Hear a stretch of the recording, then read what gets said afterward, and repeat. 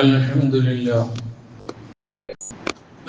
لله نحمده ونستعينه ونؤمن به ونتوكل عليه ونعوذ بالله من شرور أنفسنا ومن سيئات أعمالنا من يهده الله فلا مضل له ومن يضلل فلا هادي له وأشهد أن لا إله إلا الله وحده لا شريك له وأشهد أن محمدًا عبده ورسوله أرسله بالهدى ودين الحق ليظهره على الدين كله ولو كره المشركون اللهم صل على محمد وعلى آل محمد كما صليت على إبراهيم وعلى آل إبراهيم وبارك على محمد وعلى آل محمد كما باركت على إبراهيم وعلى آل إبراهيم إنك حميد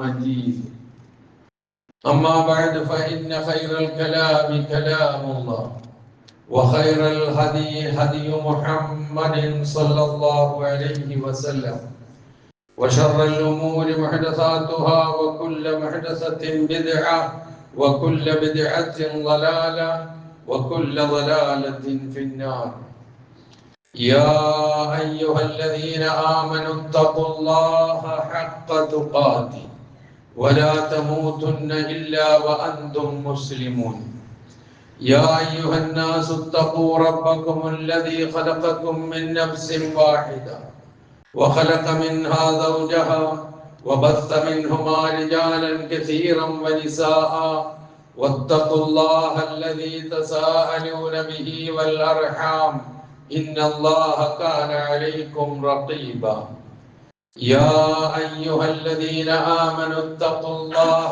وقولوا قولا سديدا يصلح لكم أعمالكم ويغفر لكم ذنوبكم ومن يطع الله ورسوله فقد فاز فوزا عظيما أعوذ بالله من الشيطان الرجيم بسم الله الرحمن الرحيم وما خلقنا السماء والأرض وما بينهما باطلا ذلك ظن الذين كفروا فويل للذين كفروا من النار സഹോദരന്മാരെ സഹോദരികളെ ജീവിതത്തിന്റെ എല്ലാ മേഖലകളിലും അള്ളാഹുവിന്റെ വിധിവിലക്കുകൾ പാലിച്ചുകൊണ്ട് ജീവിക്കുവാൻ കൽപ്പിക്കപ്പെട്ടവരാണ് നാം ഓരോരുത്തരും എന്ന് ഉണർത്തുന്നു.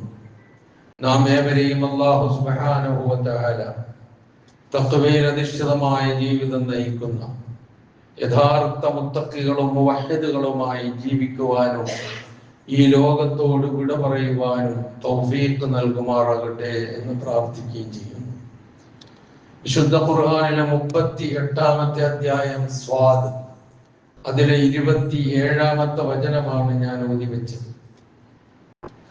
വമാ ഖലഖ്നസ് സമാഅ വൽ അർള, ആകാശത്തെയും ഭൂമിയെയും നാം സൃഷ്ടിച്ചിട്ടില്ല.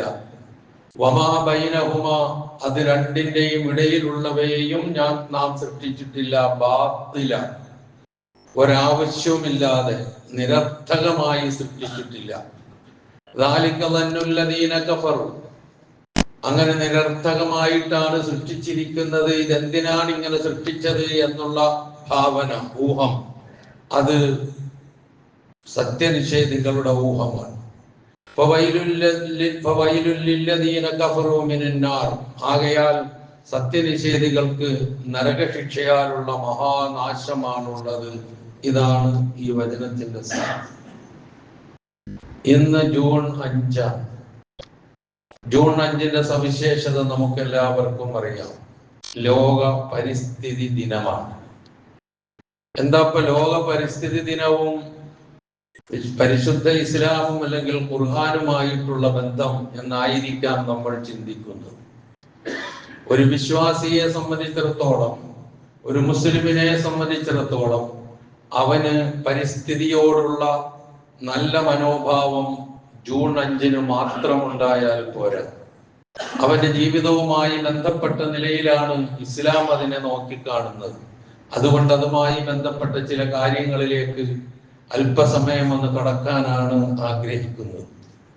അപ്പൊ ഇവിടെ ഓതി വെച്ച വചനത്തിൽ തന്നെ പറഞ്ഞതുപോലെ ആകാശമാകട്ടെ ആകട്ടെ അതിനിടയിലുള്ളവയാകട്ടെ അതൊന്നും വെറുതെ സൃഷ്ടിച്ചതല്ല. അപ്പൊ ആ സൃഷ്ടികർത്താവിന് അതിൻ്റെതായ ഒരു ലക്ഷ്യമുണ്ട്. അപ്പൊ നമ്മൾ ഇങ്ങനെ ഒരു ദിനം ആചരിക്കുന്നതും ആഘോഷിക്കുന്നതും കുറച്ചൊക്കെ മരങ്ങൾ നട്ടുപിടിപ്പിക്കുന്നു, പരിസര ബോധത്തെക്കുറിച്ച് പരിസ്ഥിതിയെ കുറിച്ചുള്ള അവബോധം ഉണ്ടാക്കുന്നു, പരിസര മലിനീകരണം ഉണ്ടാകരുത് എന്ന ബോധവൽക്കരണം നടത്തുന്നു, ജലാശയങ്ങൾ കാത്തു സംരക്ഷിക്കണം എന്ന അവബോധം ഉണ്ടാക്കുന്നു. ഇങ്ങനെ വിവിധങ്ങളായ കാര്യങ്ങളിലൂടെ, ചിലപ്പോൾ ലേഖനങ്ങളിലൂടെ, ഉത്ബോധനങ്ങളിലൂടെ അത് ഒരു ദിവസം കൊണ്ട് അങ്ങോട്ട് അവസാനിക്കും.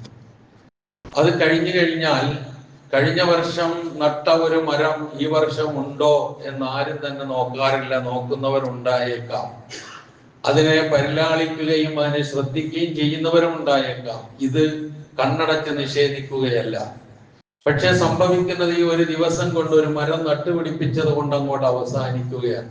ഇന്നിപ്പോ നമ്മുടെയൊക്കെ എല്ലാ സ്കൂളുകളിലും അതുപോലെ തന്നെ സ്ഥാപനങ്ങളുടെ മുന്നിലും ഒക്കെ ഈ സംഭവം ഇന്ന് നടന്നു കഴിഞ്ഞിട്ടുണ്ട്. സംസ്ഥാന തലത്തിലും ജില്ലാ തലത്തിലും ഒക്കെ അതിന്റെ ഉദ്ഘാടനവും കാര്യങ്ങളും ഒക്കെ ഗംഭീരമായി നടന്നുകൊണ്ടിരിക്കുകയും ചെയ്യുന്നുണ്ട്. അപ്പൊ നമ്മൾ അങ്ങനെ അവസാനിപ്പിക്കേണ്ടതല്ല എന്ന് നാം മനസ്സിലാക്കുക.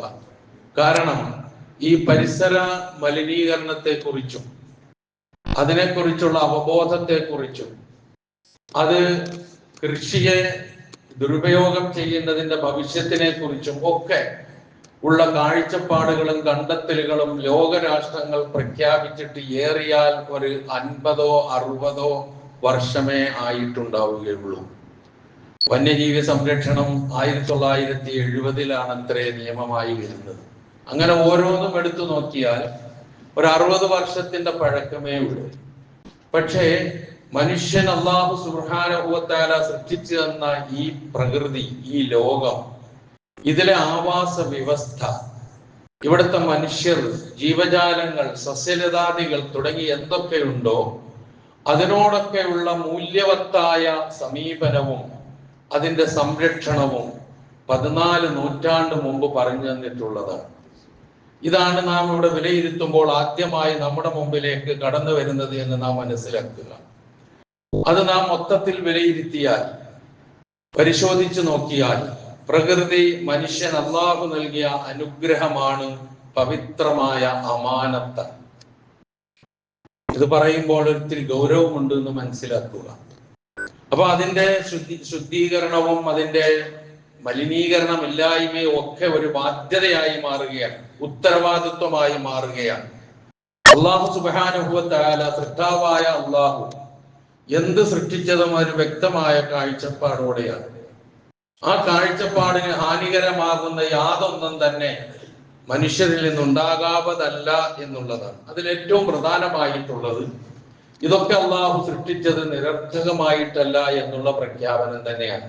അതാണ് സൂറത്തു സാദിലെ വചനത്തിന്റെ ആദ്യ ഭാഗത്തെ അർത്ഥം നമ്മൾ മനസ്സിലാക്കിയത്. ഇനി വിശുദ്ധ ഖുർആനിൽ ഇതുമായി ബന്ധപ്പെട്ട് പ്രഖ്യാപിക്കുന്ന 2 പ്രധാന പ്രഖ്യാപനങ്ങൾ കാണാം. അതൊന്ന് സൂറത്തുൽ അംബിയായിലെ 16-ാമത്തെ വചനമാണ്. അവിടെ അല്ലാഹു സുബ്ഹാനഹു വ തആല പറയുന്നത് വമാ ഖലഖ്നസ് സമാഅ വൽ അർള വമാ ബൈനഹുമാ ലാഇബീൻ. ആകാശത്തെയും ഭൂമിയെയും അത് രണ്ടിന്റെയും ഇടയിലുള്ളതിനെ ഒരു കളിയായിട്ടല്ല, ഒരു വിനോദമായിട്ടല്ല നാം സൃഷ്ടിച്ചിരിക്കുന്നത് എന്നാണ് അവിടെ പറഞ്ഞത്. സൂറത്തു ദുഖാൻ 44-ാമത്തെ അധ്യായം അതിലെ 38, 39 വചനങ്ങളിൽ അല്ലാഹു പറയുന്നത് വമാ ഖലഖ്നസ് സമാവാതി വൽ അർള വമാ ബൈനഹുമാ ലാഇബീൻ മാ ഖലഖ്നാഹുമാ ഇല്ലാ ബിൽ ഹഖ് വലാകിന്ന അക്സറഹും ലാ യഅലമൂൻ എന്നാണ്.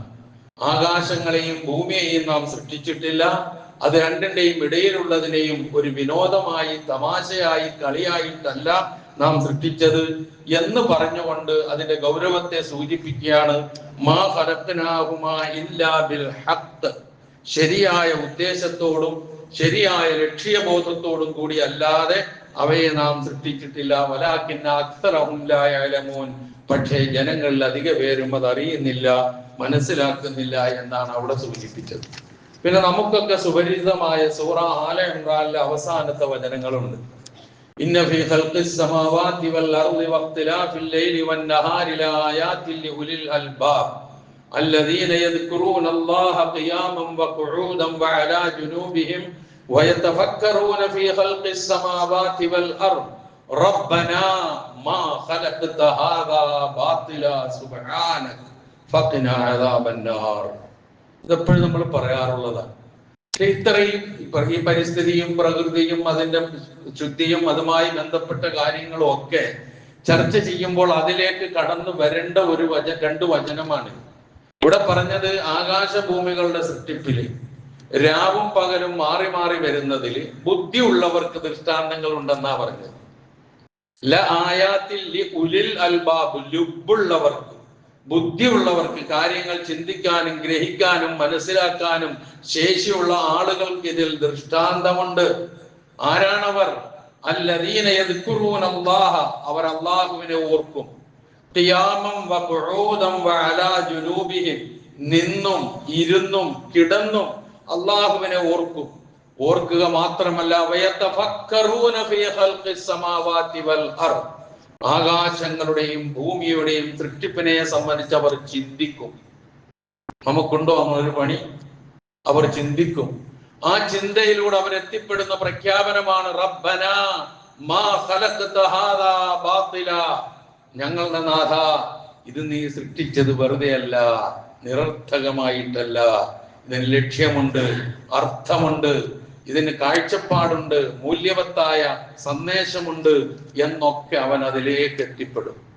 റബ്ബനാ മാ ഖലഖത ഹാദാ ബാത്തില സുബ്ഹാനക, നീ എത്രയോ പരിശുദ്ധനാണ്. ഫഖിനാ അദാബന്നാർ, നരകശിക്ഷയിൽ നിന്ന് ഞങ്ങളെ നീ കാത്തുരക്ഷിക്കണമേ. അവിടെ എന്തിനാണ് ഒരു നരകശിക്ഷയെ കുറിച്ച് പറഞ്ഞത്? വെറുതെ ഒപ്പിക്കാൻ വേണ്ടി പറഞ്ഞതാണോ? അല്ല. അവിടെ നരകശിക്ഷയിൽ നിന്ന് ഞങ്ങളെ കാക്കണേ എന്ന് പറഞ്ഞത് ഈ പ്രപഞ്ചത്തിലെ ഇത്തരം കാര്യങ്ങളെ കുറിച്ച് ചിന്തിക്കാനും ആലോചിക്കാനും ആ സൃഷ്ടാവിനെ കണ്ടെത്താനും അവനെ അനുസ്മരിക്കാനും അതിനൊന്നും ഭാഗ്യം സിദ്ധിക്കാതെ അള്ളാഹുവിന്റെ ശിക്ഷയ്ക്ക് വിധേയരാകുന്നവരുണ്ടാകാം, അവരിൽ ഞങ്ങളെ പെടുത്തല്ലേ എന്നാ പറഞ്ഞതിന്റെ അർത്ഥം. ഒന്ന് ആലോചിച്ച് നോക്ക് അതിന്റെ ഗൗരവം. വെറുതെ ഫഖിനായതാബന്നാർ പറഞ്ഞ് അവസാനിപ്പിക്കുകയല്ല അത് ചെയ്തത്. അള്ളാഹുവിന്റെ പരിശുദ്ധിയെ വാഴ്ത്തിക്കൊണ്ട് നരകശിക്ഷയിൽ നിന്ന് രക്ഷിക്കണേ എന്ന് ആവശ്യപ്പെടുകയാണ്. ഇതൊക്കെ ഈ വിശ്വാസി സമൂഹത്തെ, ഒരു മനുഷ്യനെ നയിച്ചുകൊണ്ട് പോകുന്നത് പ്രപഞ്ച സൃഷ്ടാവിന്റെ ഈ സൃഷ്ടി മഹാത്മ്യത്തിലേക്കും അതിന്റെ ലക്ഷ്യബോധത്തിലേക്കും, ആ സൃഷ്ടാവ് ഏതൊരു ലക്ഷ്യവും ഏതൊരു മൂല്യവും ഉൾക്കൊണ്ടുകൊണ്ട് ഇതിനെ സൃഷ്ടിച്ചുവോ ആ ലക്ഷ്യം തകർക്കാത്ത, ആ മൂല്യത്തിന് ഹാനി വരാത്ത നിലയിലുള്ള രൂപത്തിൽ അതിനെ പരിരക്ഷിക്കുക, സംരക്ഷിക്കുക എന്ന ഉത്തരവാദിത്വം മനുഷ്യനുണ്ട്, വിശിഷ്യ വിശ്വാസിക്കുണ്ട് എന്ന് ഉണർത്തുകയാണ് ഈ വചനങ്ങളൊക്കെ നമ്മൾ മനസ്സിലാക്കുക. ഇനി നോക്കുക, സൃഷ്ടാവിന്റെ സൃഷ്ടിപ്പിനെ സംബന്ധിച്ച് വല്ല കുറ്റവും വല്ല പോരായ്മയും നമുക്ക് ആർക്കെങ്കിലും കണ്ടെത്താൻ കഴിയുമോ? അള്ളാഹുവിനെ ചോദ്യം ചെയ്യുന്ന, അള്ളാഹുവിന്റെ മഹത്തായ കഴിവിനെ ചോദ്യം ചെയ്യുന്ന, അവൻ നിയോഗിച്ച പ്രവാചകനെ ചോദ്യം ചെയ്യുന്ന, അവൻ അവസാനമായി അവതരിപ്പിച്ച വേദഗ്രന്ഥത്തെ ചോദ്യം ചെയ്യുന്ന എത്ര ആളുകളുണ്ട്. ഈ ആളുകളൊക്കെ ഒന്ന് പരിശോധിച്ചു നോക്കിയാൽ അള്ളാഹുവിന്റെ സൃഷ്ടിപ്പിൽ ആകാശമാകട്ടെ, ഭൂമിയാകട്ടെ, സൂര്യനാകട്ടെ, ചന്ദ്രനാകട്ടെ, നക്ഷത്രങ്ങളാകട്ടെ, അതുപോലെ തന്നെ പർവ്വതങ്ങളാകട്ടെ, സമുദ്രമാകട്ടെ, ഏതേത് കാര്യം എടുത്തു നോക്കിയിട്ട് ഇതൊന്നും ഇങ്ങനെ ആയിരുന്നില്ല സൃഷ്ടിക്കേണ്ടിയിരുന്നത്, ഇത് മറ്റൊരു രൂപത്തിൽ അങ്ങനെ ആകേണ്ടിയിരുന്നു എന്ന് പറയാനെങ്കിലും ആരെങ്കിലും ഒരുപെടാറുണ്ടോ? ഇല്ല, കഴിയില്ല. അത്ര കുറ്റമറ്റ സൃഷ്ടിപ്പാണ് അള്ളാഹുവിന്റെ സൃഷ്ടിപ്പ്. മനുഷ്യൻ അവന്റെ സ്വന്തം സൃഷ്ടിപ്പിലേക്ക് മാത്രം ഒന്ന് നോക്കിയാൽ മതി. അവന്റെ ആകാര സൗഷ്ഠവത്തിലേക്ക്, അവന്റെ തല ഫിറ്റ് ചെയ്തിരിക്കുന്നതിലേക്ക്, അവന്റെ കണ്ണുകൾ ഫിറ്റ് ചെയ്തിരിക്കുന്നതിലേക്ക്, അവന്റെ ചെവികൾ ഫിറ്റ് ചെയ്തതിലേക്ക്, അവന്റെ നാക്ക് ഫിറ്റ് ചെയ്തതിലേക്ക്, അവന്റെ ഓരോ അവയവങ്ങളും വളരെ സുരക്ഷിതമായി കുറ്റമറ്റ നിലയിൽ. അതുകൊണ്ട് ആ ഖുർആൻ ചോദിക്കുന്നത് വഫീ അൻഫുസികും അഫലാ തഅഖിലൂൻ, നിങ്ങളുടെ ശരീരങ്ങളിലുണ്ട് നിങ്ങൾക്ക് അള്ളാഹുവിനെ കണ്ടെത്താനുള്ള മാർഗങ്ങൾ, എന്തേ നിങ്ങൾ ചിന്തിക്കാത്തെന്നാ ഖുർആൻ ചോദിക്കുന്നത്. അപ്പൊ ഖുർആൻ മനുഷ്യന്റെ ചിന്തയെ തട്ടി ഉണർത്തുന്ന ഗ്രന്ഥമാണ്. അങ്ങനെ പോകുമ്പോൾ കേവലം കുറെ വിശ്വാസവും ആചാരവും അനുഷ്ഠാനവും നിയമങ്ങളും സംഹിതകളുമായിട്ടല്ല ഖുർആൻ നിലകൊള്ളുന്നത്. അത് മനുഷ്യൻ എവിടൊക്കെ ഉണ്ടോ, ഏതൊക്കെ മേഖലയിലുണ്ടോ അവിടെ ഒക്കെ ഖുർആൻ ചെല്ലുന്നുണ്ട്.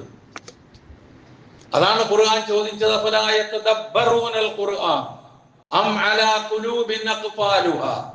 എന്തേ ഖുർആനെ കുറിച്ച് അവർ ചിന്തിക്കാത്തത്?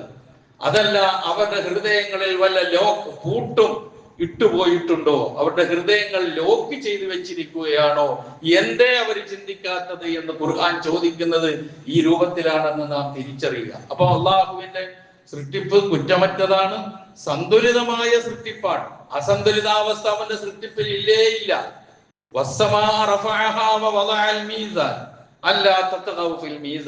സൂറത്തുർ റഹ്മാനിലെ ഈ വചനം അറിഞ്ഞുകൂടാത്തവരാരും ഉണ്ടാവില്ല. എന്തേ അവിടെ അല്ലാഹു പറഞ്ഞത്? ആകാശത്തെ അവൻ ഉയർത്തി, എന്നിട്ട് അതിന് മീസാൻ നിശ്ചയിച്ചു. എന്നിട്ട് പറഞ്ഞു, ആ മീസാനിൽ നിങ്ങൾ കൈകടത്തരുത് എന്ന് പറഞ്ഞു. എന്താ അവിടെ മീസാൻ? സന്തുലിതാവസ്ഥയാണ്, സമതുലിതാവസ്ഥ, ഏറ്റപ്പറ്റില്ലാത്ത അവസ്ഥ. അത് വിശുദ്ധ ഖുർആൻ വേറെ സ്ഥലത്തും പറയുന്നുണ്ട്. വൽഅർള മദദിനാഹ വൽഖൈനാ ഫീഹാ റവാസിയ വഅംബത്നാ ഫീഹാ മിൻ കുല്ലി ഷൈഇൻ മൗസൂൻ വജഅൽനാ ലക്കും ഫീഹാ മആയിഷ് വമൻ ലസ്തും ലഹു ബിറാസിഖീൻ. സൂറത്ത് ഹിജ്റിലെ 19-20 വചനങ്ങളിൽ അക്കാര്യം ഒന്നുകൂടി പറയുന്നുണ്ട്. അതെന്താണ്? വൽഅർള മദദിനാഹ, ഭൂമിയെ നാം വിശാലമാക്കി. വൽഖൈനാ ഫീഹാ റവാസിയ, അതിൽ അങ്ങേയറ്റം ഉറച്ചു നിൽക്കുന്ന പർവ്വതങ്ങളെ നാം സ്ഥാപിച്ചു. വഅംബത്നാ ഫീഹാ, അതിൽ നാം ഉൽപ്പാദിപ്പിച്ചു. മിൻ കുല്ലി ഷൈഇൻ മൗസൂൻ, മൗസൂനായ എല്ലാ വസ്തുവിനെയും. അവിടെയും മൗസൂൻ എന്ന് പറഞ്ഞത് സന്തുലിതാവസ്ഥയാണ്, അസന്തുലിതത്വമുള്ളതല്ല എന്നാണ് ആ പറഞ്ഞതിന്റെ അർത്ഥം. എന്നിട്ട് പറഞ്ഞു, വജഅൽനാ ലക്കും ഫീഹാ മആയിഷ്, നിങ്ങൾക്ക് ആ ഭൂമിയിൽ ജീവിത സന്ധാരണത്തിനുള്ള വേള നിശ്ചയിച്ചു തന്നു. ജീവിക്കാനുള്ള ഉപാധികൾ നിങ്ങൾക്ക് നിശ്ചയിച്ചു തന്നു. നിങ്ങൾക്ക് മാത്രമല്ല, ഒന്നും ആഹാരം നൽകാത്തവർക്ക് പോലും, നിങ്ങൾക്ക് ആഹാരം നൽകാത്തവയ്ക്ക് പോലും ഉപജീവനം നൽകിയിട്ടുണ്ട് അല്ലാഹു സുബ്ഹാനഹു വ തആല. അവിടെയും എടുത്തു പറഞ്ഞത് ഈ ഒരു സവിശേഷതയാണ്, ഈ ഒരു ലക്ഷ്യബോധമാണ്. അതുപോലെ സൂറത്തു നംലിലെ 88-ാമത്തെ വചനത്തിൽ കാണാം, സുൻഅല്ലാഹില്ലദീ അത്ഖന കുല്ല ഷൈഇൻ. എന്തിനെ അല്ലാഹു സൃഷ്ടിച്ചുവോ ആ സൃഷ്ടിപ്പ്, ആ നിർമ്മാണം ഇത്ഖാനാണ്, കുറ്റമറ്റ നിലയിലാണ്, പെർഫെക്റ്റോട് കൂടിയാണ്. ഇത്ഖാൻ എന്ന് വെച്ചാൽ പെർഫെക്ഷൻ എന്നർത്ഥം. അത്ര പെർഫെക്റ്റ് ആണ് അവന്റെ സൃഷ്ടിപ്പ്, അവന്റെ നിർമ്മാണം. അപ്പൊ ഈ രൂപത്തിൽ അല്ലാഹു എല്ലാത്തിനെയും സൃഷ്ടിച്ചു. തന്നെയുമല്ല, ഇവിടെ അധിവസിപ്പിക്കുന്നതും ഇവിടെ ഇതിന് വേണ്ട സാഹചര്യങ്ങൾ ഒരുക്കി തരുന്നതും അല്ലാഹു തന്നെയാണ്.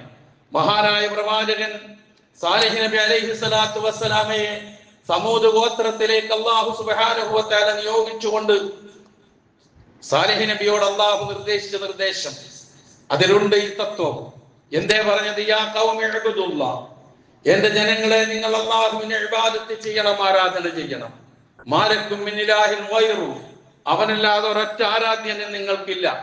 ഹുവ അൻശഅകും മിനൽ അർദ്, അവനാണ് ഭൂമിയിൽ നിന്ന് നിങ്ങളെ സൃഷ്ടിച്ചുണ്ടാക്കിയത്. എന്നിട്ട് വസ്തഅമറക്കും ഫീഹാ, ആ ഭൂമിയിൽ നിങ്ങളെ അധിവസിപ്പിക്കുന്നതും അല്ലാഹുവാൻ.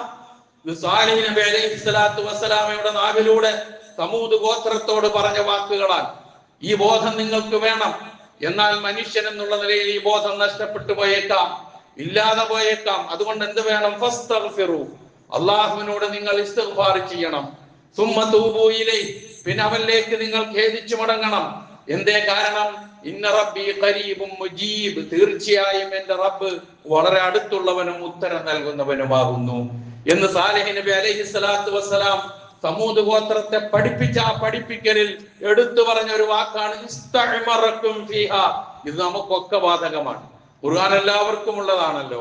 അല്ലാതെ സാലിഹ് നബിയോട് ജനതയോട് മാത്രം പറഞ്ഞ കാര്യമാണ്. നമുക്കൊന്നും അങ്ങനെ അധിവസിപ്പിക്കലൊന്നും ഇല്ല നമുക്ക് പറയാൻ കഴിയില്ലല്ലോ. അപ്പൊ അതുകൊണ്ടാണ് നിങ്ങളെ അധിവസിപ്പിക്കുന്നതും നിങ്ങളെ സൃഷ്ടിച്ചുണ്ടാക്കിയതും അല്ലാഹുവാണ്. ആ ഒരു ബോധം എപ്പോഴും ഉണ്ടാകണം. അതുപോലെ തന്നെ സൃഷ്ടിപ്പിൽ കുറ്റമറ്റതാണ് സൃഷ്ടിപ്പ്. സൂറത്തുൽ മുൽക്കിലെ ആദ്യത്തെ 2 വചനങ്ങൾ നിങ്ങൾ നോക്കുക. മാ തറാ ഫീ ഖൽഖിർ റഹ്മാനി മിൻ തഫാവുത് ഫർജിൽ ബസറ ഹൽ തറാ മിൻ ഫുതൂർ സുമ്മർജിൽ ബസറ കറത്തൈൻ യൻഖലിബു ഇലൈക്കൽ ബസറു ഖാസിയൻ വഹുവ ഹസീർ. എത്ര ക്ലിയർ ആയിട്ടാണ് അള്ളാഹു അത് പറഞ്ഞു വെച്ചത്. നിങ്ങൾ നോക്കണം അള്ളാഹുവിന്റെ സൃഷ്ടിപ്പിലേക്ക്, റഹ്മാന്റെ സൃഷ്ടിപ്പിലേക്ക്. ആ റഹ്മാന്റെ സൃഷ്ടിപ്പിൽ നിങ്ങൾക്ക് ഒരു തഫാവുത്തും കാണാൻ കഴിയില്ല. തഫാവുത്ത് എന്ന് പറഞ്ഞാൽ ഏറ്റപ്പറ്റ്, ഒന്നേറിയും ഒന്ന് കുറഞ്ഞും അങ്ങനെ ഒന്നും നിങ്ങൾക്ക് കാണാൻ കഴിയില്ല. അത് നിങ്ങൾക്ക് സംശയമുണ്ടെങ്കിൽ ഫർജിഉൽ ബസർ, കണ്ണ് നിങ്ങൾ വീണ്ടും ഒന്ന് അങ്ങോട്ട് മടക്കി നോക്ക്. ഹൽ തറാ മിൻ ഫുതൂർ, വല്ല പൊട്ടലും ചീറലും കാണുന്നുണ്ടോ എന്ന് നോക്കിക്കോ. പിന്നെയും പറയുന്നു സുമ്മർജിഉൽ ബസറ കറത്തൈൻ, ഇനിയും സംശയമുള്ളവർ രണ്ടാവർത്തി ആ കണ്ണൊന്ന് മടക്ക്. ഓരോന്നിലേക്ക് നോക്കിക്കൊണ്ട്, സമുദ്രത്തിലേക്ക് നോക്കിക്കൊണ്ട്, പർവ്വതങ്ങളിലേക്ക് നോക്കിക്കൊണ്ട്, സൂര്യനിലെയും അതിന്റെ വെളിച്ചത്തിലേക്കും നോക്കിക്കൊണ്ട്, ചന്ദ്രനിലെയും അതിന്റെ പ്രകാശത്തിലേക്കും നോക്കിക്കൊണ്ട്, ഒന്ന് നോക്ക്. ആകാശത്തിലേക്ക് നോക്കിക്കൊണ്ട് ഒന്ന് നോക്ക്, വീണ്ടും വീണ്ടും നോക്ക്. എന്നിട്ട് വല്ല ഏറ്റപ്പറ്റുമുണ്ടോ, വല്ല കുറ്റവുമുണ്ടോ, വല്ല പോരായ്മയുമുണ്ടോ എന്ന് നോക്ക്. എന്നിട്ട് അള്ളാഹു തന്നെ പറയുന്നു,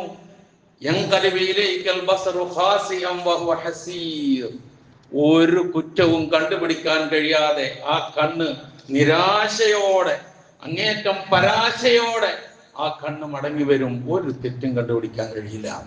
അങ്ങനെ കുറ്റമറ്റ ഒരു സൃഷ്ടിപ്പ് അല്ലാഹു സുബ്ഹാനഹു വ തആല സൃഷ്ടിച്ചു. എന്നിട്ട് അതിൽ ഏറ്റവും ഉത്കൃഷ്ട സൃഷ്ടിയായി മനുഷ്യനെ അല്ലാഹു നിയോഗിച്ചു. ഈ മനുഷ്യൻ എന്ന് പറയുന്നത് വെറും ഒരു ഉപഭോക്താവായി കാണേണ്ടവനല്ല.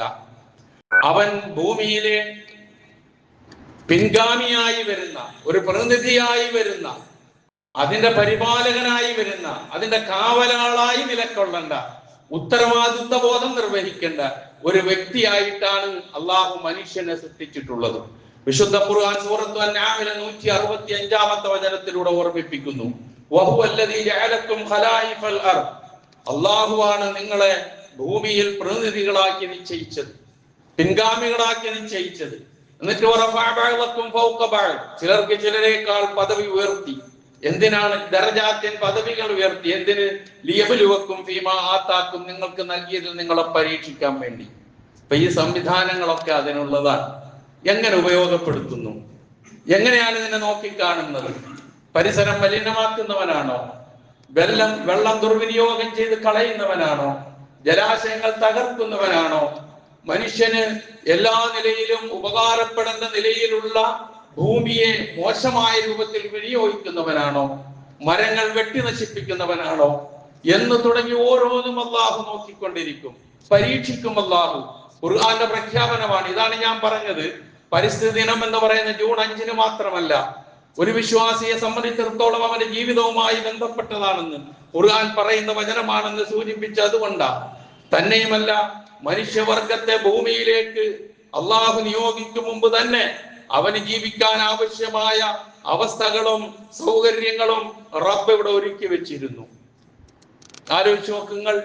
ഹുവല്ലദീ ഖലഖലക്കും മാ ഫിൽ അർളി ജമീഅ, ഭൂമിയിലുള്ളത് മുഴുവൻ നിങ്ങൾക്ക് വേണ്ടി സൃഷ്ടിച്ചവനാണ് അല്ലാഹു. സുമ്മസ്തവാ ഇലസ് സമാഇ ഫസവ്വാഹുന്ന സബ്അ സമാവാത്, അങ്ങനെ ഭൂമിയെ സംവിധാനിച്ചതിന് ശേഷം ആകാശത്തെ അവൻ കുറ്റമറ്റ നിലയിൽ സംവിധാനിച്ചു. അവൻ എല്ലാറ്റിനെ കുറിച്ചും അറിയുന്നവനാകുന്നു എന്ന് സൂറത്തുൽ ബഖറയിലെ 29-ാമത്തെ വചനമാണ്. അതുകൊണ്ടാണ് ഞാൻ ഭൂമിയിലേക്ക് ഒരു ഖലീഫയെ നിയോഗിക്കുന്നു എന്ന് മലക്കുകളോട് പറഞ്ഞ സന്ദർഭത്തിൽ അവർ ചോദിച്ച ഒരു ചോദ്യം നമുക്കറിയാം. വഇദ് ഖാല റബ്ബുക ലിൽ മലായികതി ഇന്നി ജാഇലുൻ ഫിൽ അർളി ഖലീഫ, ഞാൻ ഭൂമിയിലേക്ക് ഇതാ ഒരു പിൻഗാമിയെ, ഒരു ഖലീഫയെ, തലമുറയായി മാറി വന്നുകൊണ്ടിരിക്കുന്ന ഒരു വിഭാഗത്തെ ഞാൻ ഇതാ നിയോഗിക്കുന്നു എന്ന് പറഞ്ഞപ്പോൾ മലക്കുകളുടെ ചോദ്യവും ഉത്തരവും ഒക്കെ ഞാൻ അതിലേക്ക് പോകുന്നില്ല, നമുക്കറിയാം. അപ്പൊ ആ അറിവ്, ആ ഭൂമി, അതിന്റെ സംവിധാനം മനുഷ്യനെ അള്ളാഹു ഇങ്ങോട്ട് പറഞ്ഞയക്കുന്നതിന് മുമ്പ് തന്നെയുണ്ട്. എന്നിട്ട് അതുകൊണ്ടാണ് പറഞ്ഞത്, ആ മനുഷ്യനോട് മനുഷ്യരെ വിളിച്ചുകൊണ്ട് പറഞ്ഞു, ഈ സംവിധാനങ്ങളൊക്കെ ഏർപ്പാട് ചെയ്തത് അള്ളാഹുവാണ്. യാ അയ്യുഹന്നാസു ഉബ്ദു റബ്ബക്കും അല്ലദീ ഖലഖക്കും വല്ലദീന മിൻ ഖബ്ലിക്കും ലഅല്ലക്കും തത്തഖൂൻ അല്ലദീ ജഅല ലക്കുമുൽ അർള ഫിറാശൻ വസ്സമാഅ ബിനാഅൻ വഅൻസല മിനസ് സമാഇ മാഅൻ ഫഅഖ്റജ ബിഹി മിനസ് സമറാത്തി റിസ്ഖൻ ലക്കും വലാ തജ്അലൂ ലില്ലാഹി അൻദാദൻ വഅൻതും തഅലമൂൻ. മുവഹ്ഹിദുകളാകാൻ, ലാ ഇലാഹ ഇല്ലല്ലാഹ് ഉൾക്കൊള്ളുവാൻ, ആരാധനക്കർഹൻ അല്ലാഹു മാത്രമേ ഉള്ളൂ എന്ന് കണ്ടെത്താൻ ഇതിൽ പരം ഒരു ആയത്തിന്റെ ആവശ്യമേ ഇല്ല. മനുഷ്യരെ വിളിച്ചുകൊണ്ട് പറയുകയാണ്, നിങ്ങളെ സൃഷ്ടിച്ച, നിങ്ങളുടെ മുൻഗാമികളെ സൃഷ്ടിച്ച നിങ്ങളുടെ റബ്ബിനെ നിങ്ങൾ ആരാധിക്കുക. എന്തിനാണ്? നിങ്ങൾ സൂക്ഷ്മത ഉള്ളവരായി തീരാൻ വേണ്ടി, എന്താണ് അവൻ ചെയ്തു തന്നത്? ഭൂമിയെ നിങ്ങൾക്കൊരു വിരിപ്പാക്കി, ആകാശത്തെ നിങ്ങൾക്കൊരു എടുപ്പാക്കി, ആകാശത്ത് നിന്ന് വെള്ളം വർഷിപ്പിച്ചു തന്നു, മഴ വർഷിപ്പിച്ചു തന്നു, അതുകൊണ്ട് കായ്കനികൾ ഉത്പാദിപ്പിച്ചു തന്നു നിങ്ങൾക്ക് തിന്നാൻ വേണ്ടി. ഇതൊക്കെ ചെയ്തത് അല്ലാഹുവാണ്, റബ്ബാണ്. ആ റബ്ബിനെ നിങ്ങൾ ആരാധിക്കുക. നിങ്ങൾ ഇതൊക്കെ മനസ്സിലാക്കി വെച്ചുകൊണ്ട് ആ റബ്ബിന് ഒരിക്കലും സമന്മാരെ തുല്യന്മാരെ നിങ്ങൾ ആക്കരുത് എന്നെത്ര കൃത്യമായിട്ടാണ് തൗഹീദ് അല്ലാഹു സുബ്ഹാനഹു വ തആല ഈ വചനത്തിലൂടെ തന്റെ സൃഷ്ടിപ്പിന്റെ മഹാത്മ്യം വിളിച്ചറിയിച്ചുകൊണ്ട് ഉണർത്തിയെന്ന് നമ്മൾ ആലോചിച്ചു നോക്കുക. അപ്പൊ ഇവിടെ എന്താണ് നമുക്ക് ചെയ്യാനുള്ളത്? ഭൂമിയിൽ ഒരു തരത്തിലുള്ള നാശമോ കുഴപ്പങ്ങളോ പരിസ്ഥിതിക്ക് ഭംഗം വരുത്തുന്ന, പരിസ്ഥിതിയുടെ നന്മയ്ക്ക് ദൂഷ്യം വരുത്തുന്ന എന്തെങ്കിലും കാര്യമോ ഒന്നും നമ്മളിൽ നിന്ന് ഉണ്ടായിക്കൂടാ. ഫസാദ് ഉണ്ടായിക്കൂടാ, കുഴപ്പം ഉണ്ടാക്കിക്കൂടാ. വിശുദ്ധ ഖുർആൻ എത്രയോ സ്ഥലങ്ങളിലാണ് കുഴപ്പക്കാരെ അല്ലാഹുവിന് ഇഷ്ടമല്ല, നിങ്ങൾ കുഴപ്പമുണ്ടാക്കരുത് എന്നൊക്കെ പറയുന്ന. ഒരിക്കലും ഫസാദ്, കുഴപ്പം എന്ന് പറയുന്നത് എപ്പോഴും നല്ല നടപടിക്കും നിലനിൽപ്പിനും എതിരായി വരുന്ന കാര്യമാണ്. ഖുർആൻ പറഞ്ഞു വലാ തുഫ്സിദൂ ഫിൽ അർളി ബഅദ ഇസ്ലാഹിഹാ. ഫസാദിന്റെ നേരെ വിപരീതമായി വരുന്ന ഒരു വാക്കാണ് ഇസ്ലാഹ്. നിങ്ങൾ ഫസാദ് ഉണ്ടാക്കരുത് ഭൂമിയിൽ. ആ ഭൂമിയിൽ ഇസ്ലാഹ് ഉണ്ടായതിനു ശേഷം, സമാധാനവും ശാന്തിയും നന്മയും സംജാതമായതിനു ശേഷം നിങ്ങൾ ഭൂമിയിൽ കുഴപ്പമുണ്ടാക്കരുത്. വദ്ഉഹു, നിങ്ങൾ വിളിച്ചു പ്രാർത്ഥിക്കുക നിങ്ങളുടെ റബ്ബിനെ, ഖൗഫൻ വ തമഅൻ, ഭയത്തോടും പ്രതീക്ഷയോടും കൂടി. എന്നിട്ട് പറയുന്നു ഇന്ന റഹ്മത്തുള്ളാഹി ഖരീബും മിനൽ മുഹ്സിനീൻ, നന്മ ചെയ്യുന്നവരോടൊപ്പമാണ് അള്ളാഹുവിന്റെ കാരുണ്യം അടുത്തിട്ടുണ്ടാവുക എന്ന് ഖുർആൻ പറയുന്നു. ഇവിടെ നാം തിരിച്ചറിയേണ്ട ഒരു കാര്യം ഇഹ്സാനും ഇസ്ലാഹും അതായിരിക്കണം മനുഷ്യനിൽ നിന്നുണ്ടാകേണ്ടത്. ഒരിക്കലും ഫസാദ് ഉണ്ടായിക്കൂടാ മനുഷ്യനിൽ നിന്ന്, ഒരു തരത്തിലുള്ള ഫസാദും. ഈ പരിസ്ഥിതി മലിനീകരണം എന്ന് പറയുന്നത് ഫസാദാണ്. ജലാശയങ്ങൾ നശിപ്പിക്കുക എന്ന് പറയുന്നത് ഫസാദാണ്. കുടിവെള്ളം ദുർവിനിയോഗം ചെയ്യുക എന്ന് പറയുന്നത് ഫസാദാണ്. അങ്ങനെ ഓരോന്ന് നിങ്ങൾ എടുത്തു നോക്കിക്കോളി. ഭൂമിക്ക് ഉറപ്പായി അല്ലാഹു നിലനിർത്തിയിരിക്കുന്ന പർവ്വതങ്ങളെ തച്ച് തകർത്ത് തരിപ്പണമാക്കി ആ ആണി അങ്ങോട്ട് തകർത്ത് മാറ്റുന്നത് ഫസാദാണ്. ഇങ്ങനെ ഓരോന്നും എടുത്തു നോക്ക്. ആ ഫസാദ് നിങ്ങളിൽ നിന്നുണ്ടാകരുത് എന്നാണ് വിശുദ്ധ ഖുർആൻ ഇവിടെ പറഞ്ഞത്. അപ്പം അതുപോലെ ജലസംഭരണവും ജലത്തിന്റെ സുരക്ഷിതത്വം തുടങ്ങിയ ഒരുപാട് കാര്യങ്ങളുണ്ട്. തന്നെയുമല്ല അല്ലാഹു സുബ്ഹാനഹു വ തആല ഏത് കാര്യവും ഇവിടെ നിർണയിച്ചു തന്നിട്ടുള്ളത് ഒരു നിശ്ചിതമായ തോതനുസരിച്ചാണ്. ഒരുപാടൊന്നും അവൻ നൽകിയിട്ടില്ല. ഒരു 5-6 കാര്യങ്ങൾ നിങ്ങളൊന്ന് കേക്ക്. ഒന്ന്, വെള്ളം ഒഴുകുന്നത് കാണുന്നവരാണ് നാം.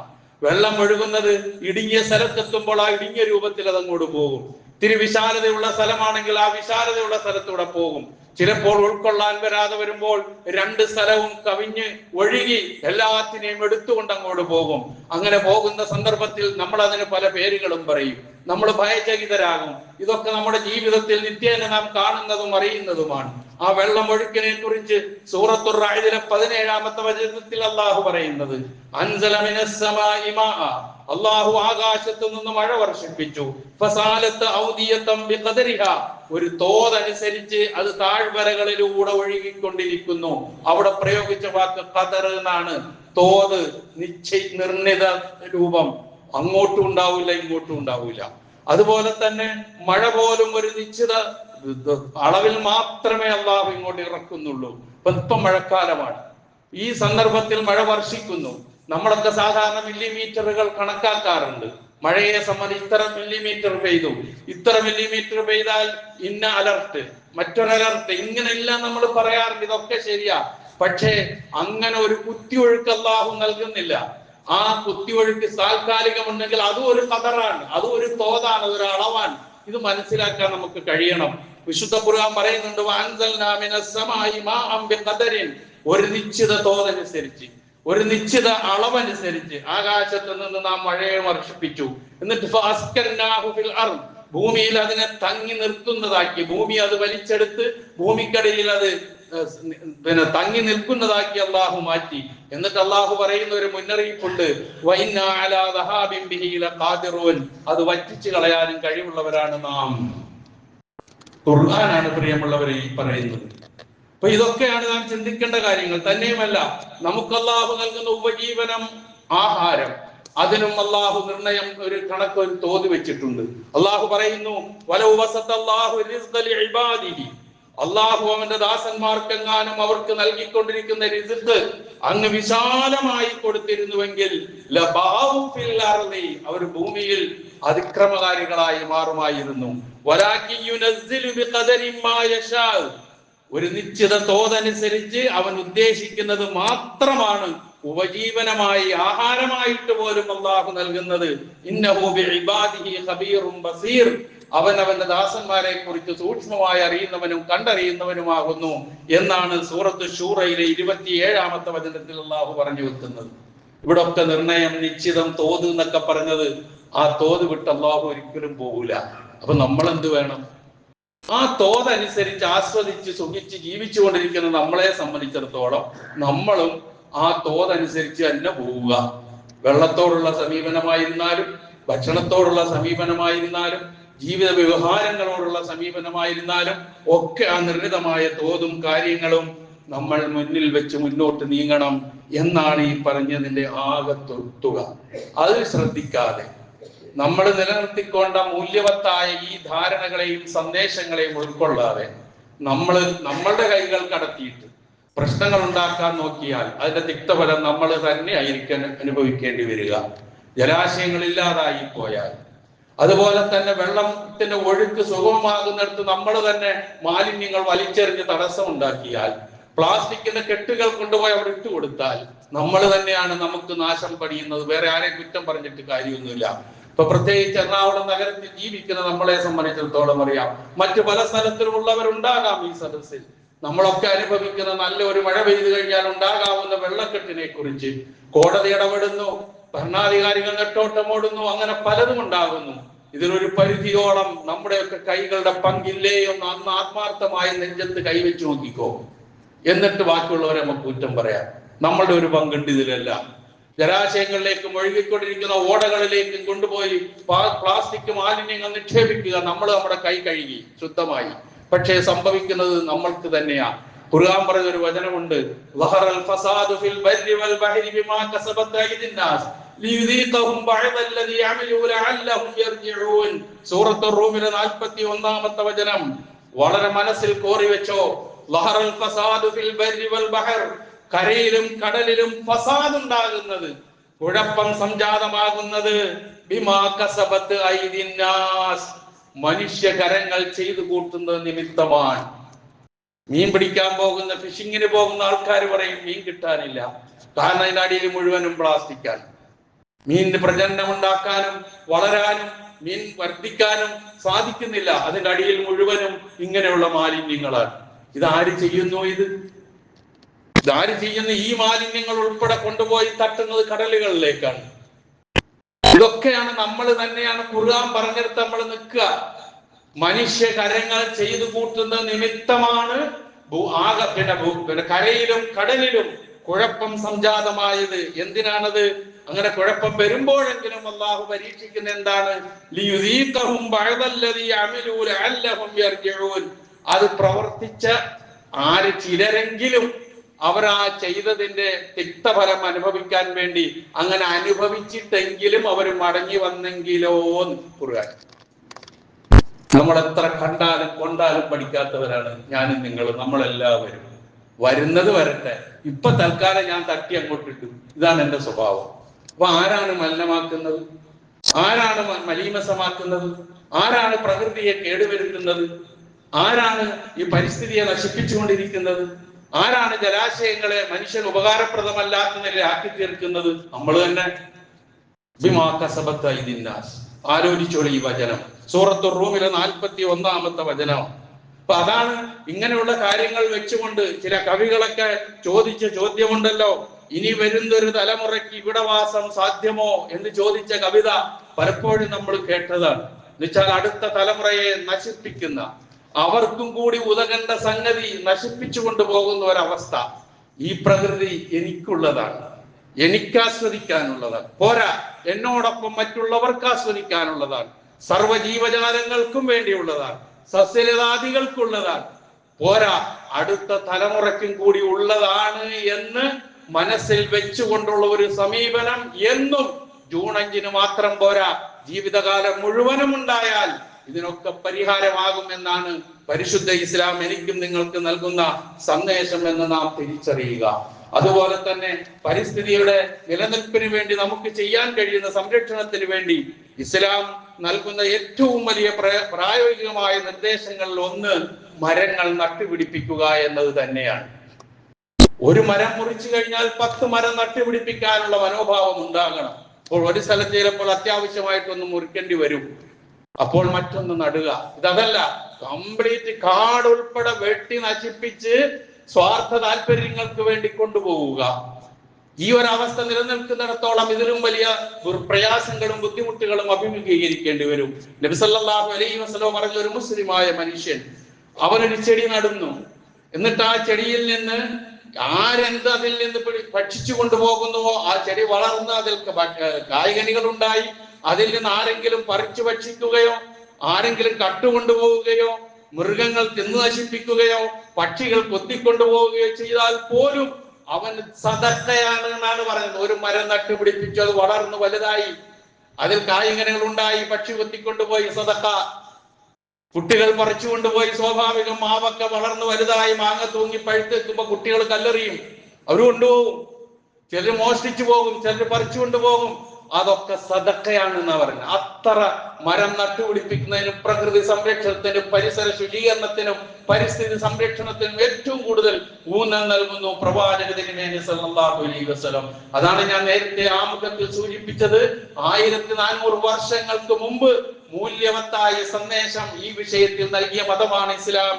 പ്രവാചകനാണ് മുഹമ്മദ് നബി സല്ലല്ലാഹു അലൈഹി വസല്ലം എന്ന് ഞാൻ സൂചിപ്പിച്ചത്. അതുപോലെ ഒന്നുകൂടി ഇതിന്റെ ഗൗരവം മനസ്സിലാക്കാൻ നമ്മൾ മനസ്സിലാക്കുക. അതായത് നബി സല്ലല്ലാഹു അലൈഹി വസല്ലം പറഞ്ഞു, ഖിയാമത്ത് നാൾ ഇങ്ങനെ വരികയാണ്, ഖിയാമത്ത് നാൾ ഇങ്ങനെ നിലനിന്നുകൊണ്ട് നിൽക്കുന്നു. ഒരു മനുഷ്യന്റെ കയ്യിൽ ഒരു ചെടിത്തൈ ഒരു ചെടിയുടെ തൈ ഉണ്ടെന്ന് വെക്കുക. ഖിയാമം ഇങ്ങനെ സംഭവിക്കാൻ കയ്യിലൊരു ചെടിയുടെ തൈ കയ്യിലുണ്ട്, ഒരു ഫസീലത്തുണ്ട്, ഒരു ചെടിയുടെ തൈ ഉണ്ട്. ആ ചെടിയുടെ തൈ അവന് കഴിയുമെങ്കിൽ ആ ഖിയാമത്ത് വന്നെല്ലാം നശിക്കുന്നതിന് മുമ്പ് ആ തൈ നടാൻ അവന് സാധിച്ചാൽ അവൻ നട്ടുകൊള്ളണം എന്നാണ് നബി സല്ലല്ലാഹു അലൈഹി വസല്ലം പറയുന്നത്. അർത്ഥം എന്താ നമ്മൾ ഇതിൽ നിന്ന് മനസ്സിലാക്കേണ്ടത്? ഇസ്ലാം എങ്ങോട്ടാണ് നമ്മളെ കൂട്ടിക്കൊണ്ടു പോകുന്നത്? കേവലം ജൂൺ 5 പരിസ്ഥിതി സംരക്ഷണത്തിന്റെ ദിവസത്തിലേക്കല്ല, ജീവിതം മുഴുവനുമാണ് പറയുന്നത്. അവസാന നിമിഷം ഖിയാമത്തിന്റെ സന്ദർഭത്തിൽ പോലും ഒരു മരം വെക്കാൻ, ഒരു തൈ നട്ടുപിടിപ്പിക്കാൻ കഴിയുമെങ്കിൽ അത് ചെയ്യാൻ പഠിപ്പിച്ചു. തീരുന്നില്ല, യുദ്ധകാലത്ത് പോലും പരിസ്ഥിതി നിയമങ്ങൾ പാലിക്കണമെന്ന് നിർദ്ദേശിച്ച മതമാണ് ഇസ്ലാം. യുദ്ധ സന്ദർഭത്തിൽ പോലും ഇന്നത്തെ യുദ്ധം സർവനാശമാണ്. എല്ലാം ഇല്ലാതാക്കി, ഇല്ലായ്മ ചെയ്ത്, കത്തിച്ചു കളഞ്ഞ്, നശിപ്പിച്ച് ഒന്നും ഒരു തുരുമ്പ് പോലും ഇല്ലാത്ത നിലയിലാക്കി തീർക്കുന്ന, എല്ലാം ഭസ്മമാക്കി കളയുന്ന യുദ്ധം. ഇസ്ലാം പറഞ്ഞു, മഹാനായ അബൂബക്കർ സിദ്ദീഖ് റളിയല്ലാഹു അൻഹു തന്റെ സൈന്യാധിപന്മാരെ നിയോഗിച്ചയക്കുമ്പോൾ ആ സൈന്യാധിപന്മാരുടെ കൂട്ടത്തിൽ ഉസാമത്ത് ബിൻ സെയ്ദ് റളിയല്ലാഹു അൻഹുവിനെ പോലുള്ള പ്രഗത്ഭന്മാരായ സഹാബികൾ ഉണ്ടായിരുന്നു എന്നാണ്. ആ സഹാബി ഉൾപ്പെടെയുള്ളവർ പറയുമായിരുന്നു,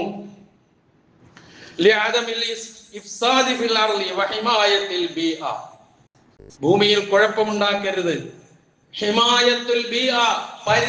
പരിസ്ഥിതി ശ്രദ്ധിക്കണം, പരിസ്ഥിതിയുടെ സൂക്ഷ്മത, സുരക്ഷിതത്വം, കായ്ച്ചു നിൽക്കുന്ന മരങ്ങൾ, പച്ചപ്പുള്ള മരങ്ങൾ മുറിച്ചു കളയരുത് എന്നുപോലും മഹാനായ അബൂബക്കർ സിദ്ദീഖ് റളിയല്ലാഹു അൻഹു തന്റെ സൈന്യാധിപന്മാർക്ക് നിർദ്ദേശം നൽകി എന്ന് പഠിപ്പിച്ചു. അബൂബക്കർ സിദ്ദീഖ് റളിയല്ലാഹു അൻഹു ഇത് പഠിച്ചത് റസൂലിന്റെ പാഠശാലയിൽ നിന്നല്ലേ, ഇസ്ലാമിൽ നിന്നല്ലേ?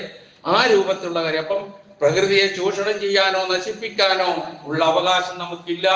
അത് സംരക്ഷിക്കണം, അതെല്ലാവരുടേതുമാണ്, അടുത്ത തലമുറയുടേതുമാണ് എന്നുള്ള കാഴ്ചപ്പാടോടുകൂടി ജീവിതകാലം മുഴുവനും പരിസര ശുചീകരണത്തിനും അതിന്റെ മലിനീകരണമില്ലായ്മയ്ക്കും എല്ലാവിധത്തിലുള്ള നന്മയ്ക്കും വേണ്ടി നിലകൊള്ളാൻ ബാധ്യസ്ഥരാണ് ഞാനും നിങ്ങളും എന്ന് ഓർമ്മിപ്പിക്കുന്നുവെങ്കിൽ പ്രിയമുള്ളവരെ, നമുക്ക് അതിലൂടെ സഞ്ചരിക്കാം.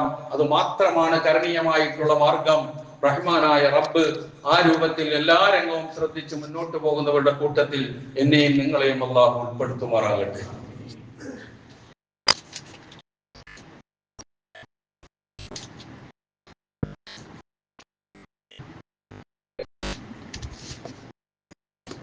الحمد لله الذي هدانا لهذا وما كنا لنهتدي لولا أن هدانا الله والصلاة والسلام على أشرف رسول الله وعلى آله وصحبه الفائزين برضا الله اتقوا الله عباد الله.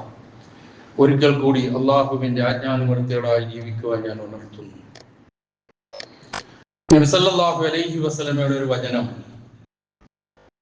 ഇത്തഖുൽ ലഅനൈൻ,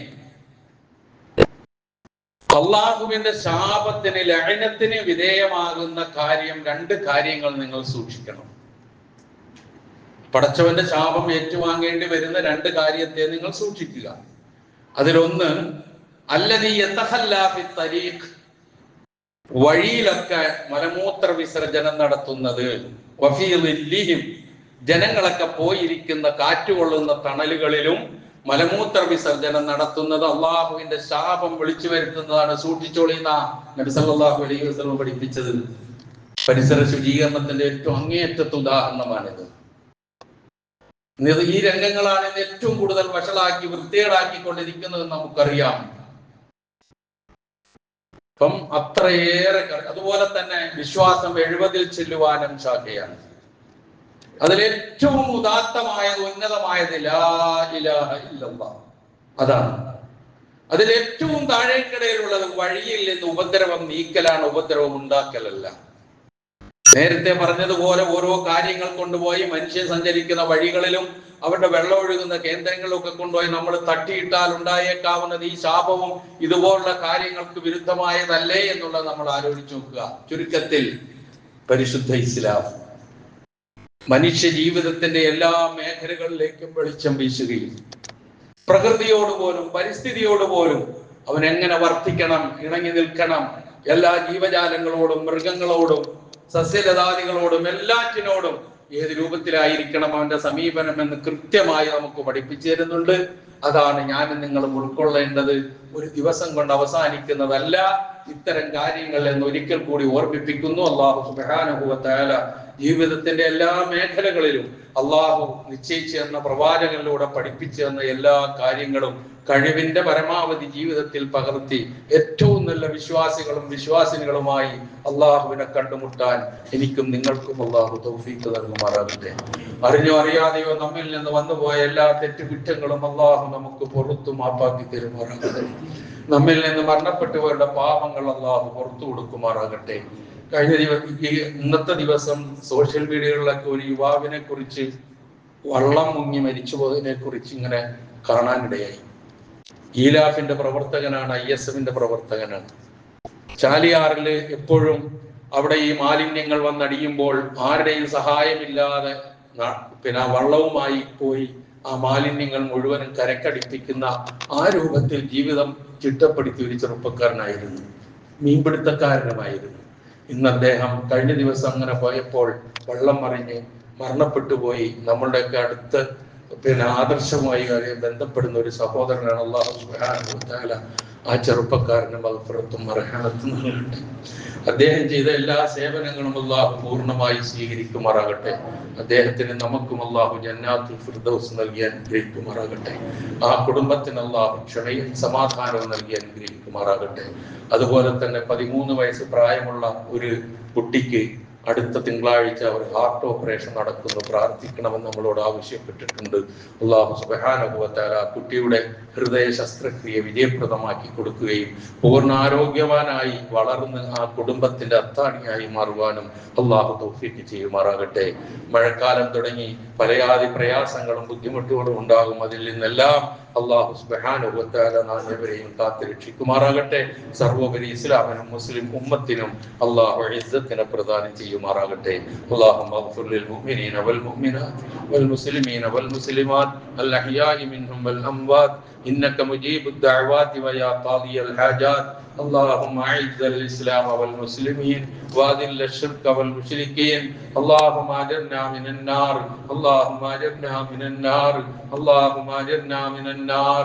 ربنا اغفر لنا ولاخواننا الذين سبقونا بالايمان ولا تجعل في قلوبنا غلا للذين امنوا ربنا انك رؤوف رحيم.